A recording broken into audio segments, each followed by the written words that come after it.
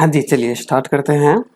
ये एक प्रॉब्लम है जो आपको दिख रहा है सामने, रिलेटिव मोशन इन 2D का। इस टाइप का भी प्रॉब्लम इसमें भी पूछा जा सकता है। चलिए, ये कह रहा है कि एक शिप है जो ईस्ट साइड में 10 मीटर पर सेकेंड से जा रहा है और B is moving towards south with the speed of 10 metre पर सेकेंड और initially they are separated by a distance of 10 kilometre. तो बताना है कि मिनिमम क्या होएगा। ठीक है, चलो वो सब तो ठीक है। मान लो कि ए बी को देखता है। क्या कौन? ए बी को देख रहा है। तो ए बी को देख रहा है तो ए को क्या लगेगा कि बी जो है ना वो किधर जा रहा है। तो कैसे निकाला जाएगा? V B A is equal to v B minus of v A, है ना। तो वी बी कहने का मतलब माइनस ऑफ 10 जे कैप और माइनस ऑफ 10 आई कैप। तो वी बी ए किधर हो गया बच्चे? वी बी ए हो गया कि सर ये तो इधर हो गया और ये जो है ना इधर की तरफ होएगा ही होएगा। ठीक है, तो ये बी हो गया और ये यहां से जो है ना ए जा रहा है। अब दोनों के बीच में मिनिमम डिस्टेंस कह रहा है, तो मिनिमम डिस्टेंस कब होएगा? मिनिमम डिस्टेंस होएगा जब ये परपेंडिकुलर होएगा। तो यू मान लेते हैं कि जो यहां से ये परपेंडिकुलर डिस्टेंस है डी, ठीक है, ये अपने को फाइंड आउट करना है और इनिशियली ये दे दिया है आपका 10 किलोमीटर। ठीक है, तो अब एक बात बताओ, ये एंगल कितना हो जाएगा? या ये एंगल देख लो, ये एंगल कितना हो जाएगा आपका? तो ये एंगल सिंपल सी बात है, कितना हो जाएगा आपका? 45 डिग्री। तो ये एंगल भी 45 डिग्री। ठीक है, ये एंगल भी आपका 45 डिग्री। तो कॉस थीटा कितना हो जाएगा? अगर ये भी 45 डिग्री होता है तो कॉस थीटा कितना हो जाएगा आपका? बताओ। Base by hypotenuse. तो कॉस थीटा लिख देते हैं, cos theta is equal to base by hypotenuse d. तो कॉस कितना हो गया आपका? टाउ। तो d is equal to 10 by √2 metre. ये जो होएगा इसका परपेंडिकुलर डिस्टेंस होएगा जो कि सबसे कम होएगा। क्लियर है? चलिए अब नेक्स्ट क्वेश्चन की तरफ चलते हैं। तो नेक्स्ट क्वेश्चन क्या कह रहा है कि नेक्स्ट क्वेश्चन है अपना, जैसे मान लो कि बी जो है ना वो किसी एंगल पे मूव कर रहा है at an angle 45 degree initially move कर रहा है ये। तो अब वापस से ये सोचते हैं कि ए जो है ना वो बी को देखता है, तो मतलब V B minus V A. तो we B minus V A, ये 5√2, ये cos 45 डिग्री, मतलब कितना हो जाएगा बताओ? Minus 5 I cap minus of 5 J cap minus A कितना है? 5 आई कैप। कितना हो गया बेटे? Minus of 10 I cap minus of 5 J cap. ठीक है, अब ध्यान से देखो, अगर इसका डायग्राम बनाया जाए तो इसका डायग्राम कैसे बनाया जाएगा? तो ये हो गए बेटे 10, ये हो गए आपके 5। ठीक है, ये हो गए 10, ये हो गए आपके 5। अब बात ये है कि एंगल कह रहा है, तो सबसे पहले सोचो कि ये जो दिखेगा ना, ए जो दिखेगा ए सी, तो ए जो देखेगा वो कितने एंगल पे लगेगा इसको? तो tan थीटा जो होएगा वो कितना है आपका? y by x. तो आप ध्यान से देखो, तो ये है आपका tan थीटा ना। तो tan थीटा कितना हो गया? 5/10, कहने का मतलब 1/2। अब ये tan थीटा है 1/2, मतलब परपेंडिकुलर बाई बेस। तो हाइपोटेनस कितना हो गया बेटे? हो गया 2 square plus 1 square which is equal to √5। ठीक है, तो हाइपोटेनस हो गया 5। अब आप सोचो कि ये जो है ना आपका, ये देखिए ये इधर की तरफ आ रहा है ना, तो लगेगा किधर जाते हुए? इधर। ठीक, अब आप सोचो कि ये एंगल है आपका, एक ये एंगल है। अब ये 45 डिग्री है, कहने का मतलब ये एंगल 45 डिग्री है, तो ये भी एंगल 45 डिग्री है। नहीं सॉरी, 1/2 है, ये एंगल 1/2 है, तो ये 90 माइनस थीटा है। तो मिनिमम डिस्टेंस निकालना ना अपने को, ये तो 10 किलोमीटर ही दिया हुआ है। अच्छा, ये डी अपने को निकालना है। तो ये एंगल अगर हम लिखें कौन सा 90 माइनस थीटा, क्योंकि ये तो आ गया ना, ये तो आ गया tan theta is equal to 1/2। तो cos थीटा कितना आ जाएगा, cos 90 minus theta is equal to हो जाएगा आपका cos theta sorry sin 90 minus theta perpendicular by hypotenuse ना, तो sin 90 minus theta is equal to perpendicular d by hypotenuse. तो ये कितना हो गया, cos theta is equal to d by 10। बेटे cos थीटा क्या होता है, बेस बाय हाइपोटेनस है ना। तो बेस कितना है आपका, बेस है 2, हाइपोटेनस कितना है बेटे √5 इज इक्वल टू कितना आ गया d बाई 10। तो d कितना आ गया बेटे 20 बाई √5 मीटर। ये जो होगा इसका मिनिमम डिस्टेंस होगा। समझने वाली बात है। दोनों क्वेश्चन में हमने क्या करा, आप निकाल लो कि एपियर किधर को होएगा, फिर एंगल निकाल लो, और मिनिमम डिस्टेंस जो होएगा वो हमेशा क्या होएगा, आपका परपेंडिकुलर डिस्टेंस होएगा। चलिए नेक्स्ट प्रॉब्लम करते हैं। तो नेक्स्ट प्रॉब्लम है आपका कि two boys are standing at the ends of A and B of a ground where A B जो है ना ए दिया हुआ है। तो यू मान लो ए है और ये मान लो बी दिया हुआ है, ए बी जो है ना वो ए दिया हुआ है, ठीक है। B starts moving in a direction perpendicular to A B. तो भाई साहब बी मूव कर रहा है with the speed v1, then the body at A starts moving simultaneously with the velocity v and catch the other in time t। Okay, अब इसको catch करना है, तो ये जैसे इधर चलना स्टार्ट होएगा तो ये इधर मुड़ेगा, इधर मुड़ेगा। मतलब ये है कि इस v स्पीड से जाकर के ये टी टाइम में कैच कर लिया। तो बताओ कि वो टी टाइम कितना है, यही बात है। सोचो कैसे निकाला जाएगा इस क्वेश्चंस को, है ना। एक बार सोचिए कैसे निकाला जाएगा, बहुत सिंपल है।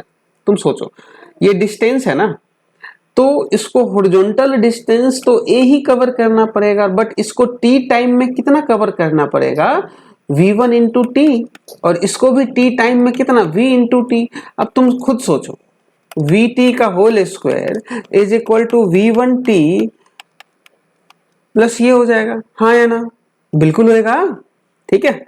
चलिए तो अब यहां से जब टी निकालोगे तो a by under root v square minus v1 square आएगा, ठीक है। ये हो गए आपके। अच्छा ये वो क्वेश्चन है जो आपके नीट 2005 में पूछा हुआ है। कहाँ, नीट 2005 में पूछा हुआ ये क्वेश्चन है। सिंपल सी बात है, ठीक है। ये तो अपने को पाइथागोरस से ही पता चलता है, कोई खास बात है ही नहीं इसमें। Okay is very good. चलिए ये प्रॉब्लम है आपका। ये प्रॉब्लम देखो कि हरेक कोई एक दूसरे की तरफ मूव कर रहा है, हरेक कोई।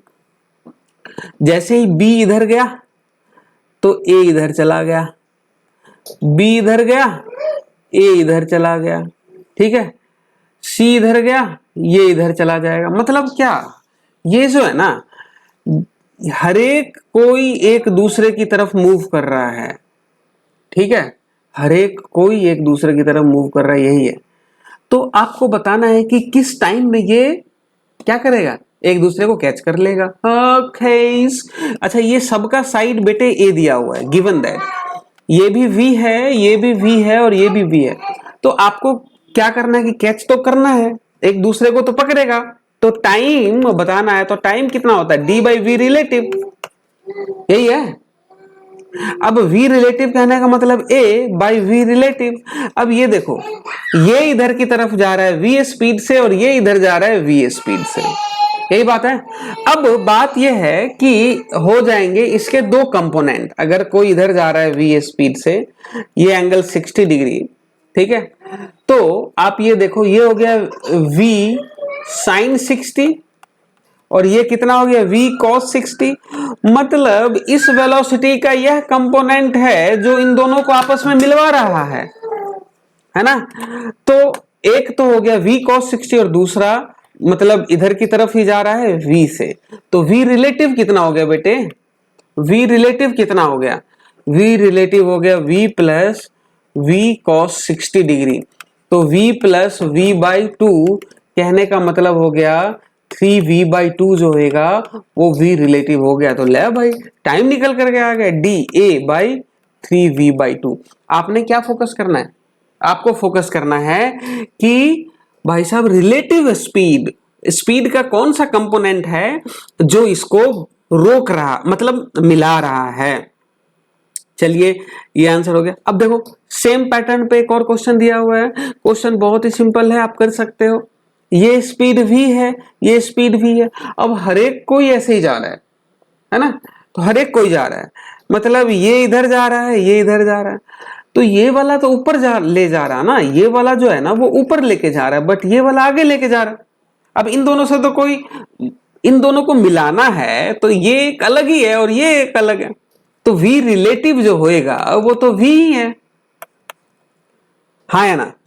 v रिलेटिव क्या है आपका? v ही है, ठीक है। तो सबका साइड a दिया हुआ है, सबका a दिया हुआ है, तो टाइम कितना हो जाएगा? a/v हो जाएगा। क्लियर है? चलिए नेक्स्ट प्रॉब्लम एक और करते हैं ऐसे। ओके ये देखो, ये हेक्सागन है, सबका साइड a दिया हुआ है, ये इधर जा रहा है v से और ये इधर जा रहा है v से। अब देखो क्या सोचना है आपको? v रिलेटिव, ये v, ये 60 डिग्री, ये जा रहा है v, तो ये कितना? v cos 60 degree. अब एक इधर जा रहा है और दूसरा v cos 60 डिग्री भी इधर जा रहा है, तो बताओ इसकी वजह से तो स्पीड बढ़, मतलब डिस्टेंस तो बढ़ेगा, कम थोड़ी हो रहा है। तो v रिलेटिव कितना हो गया? v माइनस v/2 कितना हो गया बेटे? v/2। क्लियर है? तो v/2 हो गया आपका, तो v रिलेटिव v/2, तो टाइम कितना? a/v रिलेटिव, कहने का मतलब a/v/2। ओके ये हो गए हमारे आंसर। देखो कोई प्रॉब्लम नहीं, बहुत ही सिंपल सी बात है, बहुत ही सिंपल सी बात है, आप आराम से कर सकते हो। चलिए आज आपको एक क्वेश्चन आपका होमवर्क है, ये क्वेश्चन आपको करना है। जैसे यूं लो नेक्स्ट क्वेश्चन, नेक्स्ट क्वेश्चन यूं मान लो कि यहां पे एक बालक है और यहां पे एक मान लो कि सुंदर कन्या है। बालक का मुंडी सुंदर कन्या की तरफ, जैसे जैसे सुंदर कन्या इधर मुड़े, बालक भाई साहब इधर मुड़े, सुंदर कन्या इधर मुड़े, बालक इधर मुड़े, ये होते होते यहां पकड़ लिया। ठीक है, तो अगर ये स्पीड यहां u मीटर पर सेकेंड से जा रही है और ये बालक जो है ना वो v मीटर पर सेकेंड से जा रहा है, तो आपको बताना है कि फाइंड द टाइम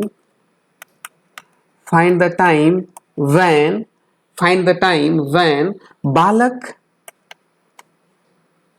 कैच सुंदर कन्या।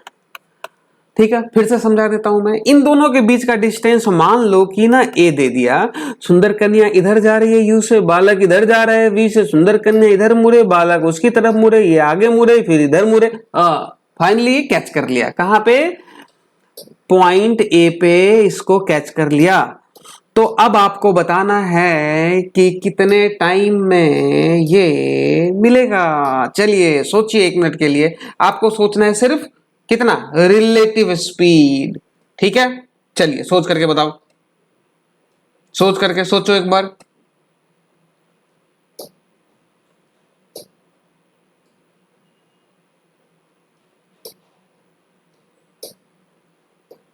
नहीं आया?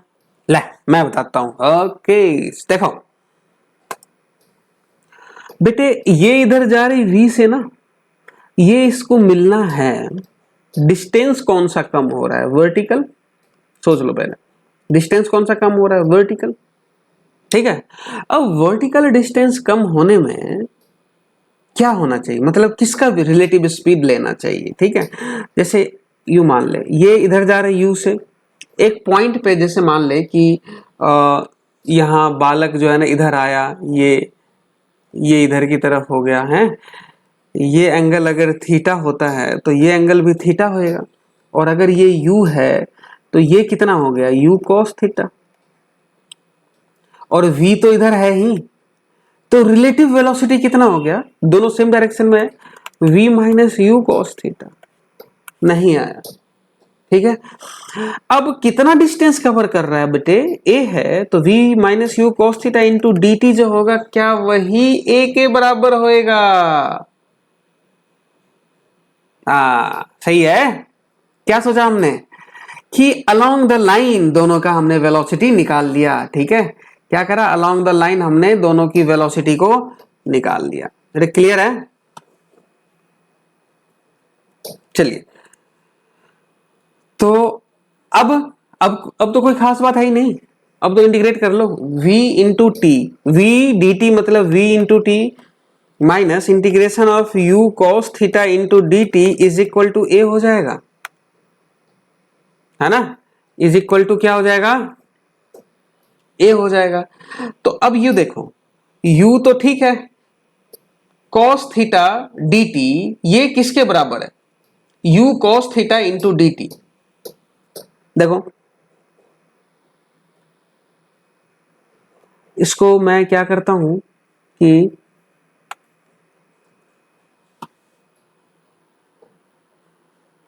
चलिए मैं यहां कर देता हूं। ओके, ये देखो, ये वी टी तो बेटे we T U cos theta into D T, यही है ना।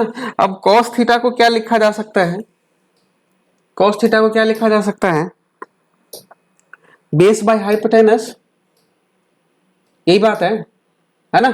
तो cos थीटा को मैं डायरेक्ट लिख देता हूं। Okay, we T minus you तो u है cos, ठीक है, t तो t है, ठीक है।